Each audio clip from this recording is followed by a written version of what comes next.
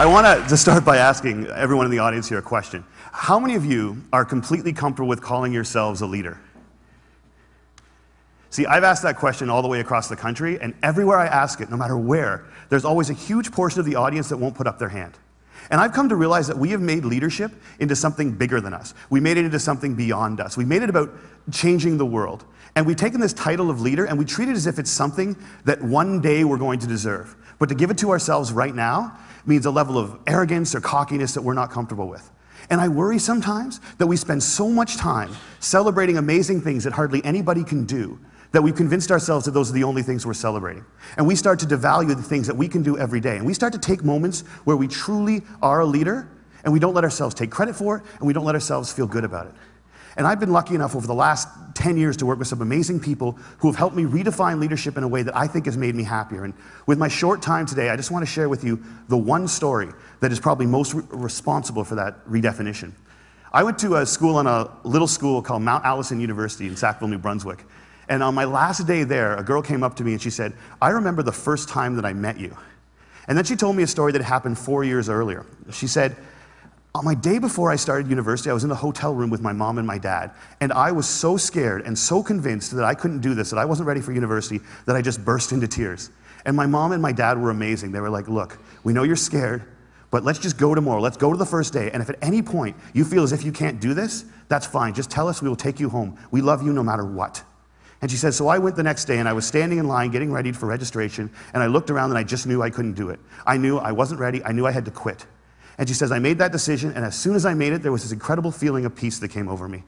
And I turned to my mom and my dad to tell them that we needed to go home. And just at that moment, you came out of the Student Union building wearing the stupidest hat I have ever seen in my life. It was awesome.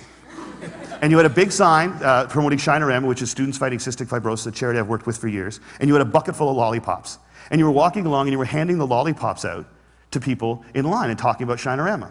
And all of a sudden, you got to me and you just stopped and you stared. It was creepy. This girl right here knows exactly what I'm talking about. And then you looked at the guy next to me and you smiled and you reached in your bucket, you pulled out a lollipop and you held it out to him. And you said, you need to give a lollipop to the beautiful woman standing next to you. And she said, I have never seen anyone get more embarrassed faster in my life.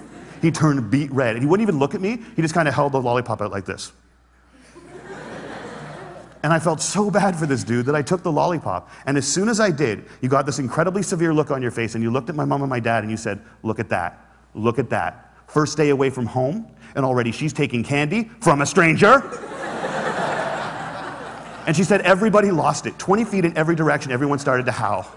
And I know this is cheesy, and I don't know why I'm telling you this. But in that moment when everyone was laughing, I knew that I shouldn't quit. I knew that I was where I was supposed to be, and I knew that I was home. And I haven't spoken to you once in the 4 years since that day, but I heard that you were leaving. And I had to come up and tell you that you've been an incredibly important person in my life, and I'm gonna miss you. Good luck. And she walks away, and I'm flattened. And she gets about 6 feet away, she turns around and smiles and goes, you should probably know this too. I'm still dating that guy 4 years later. A year and a half after I moved to Toronto, I got an invitation to their wedding. Here's the kicker, I don't remember that. I have no recollection of that moment, and I've searched my memory banks because that is funny, and I should remember doing it, and I don't remember it.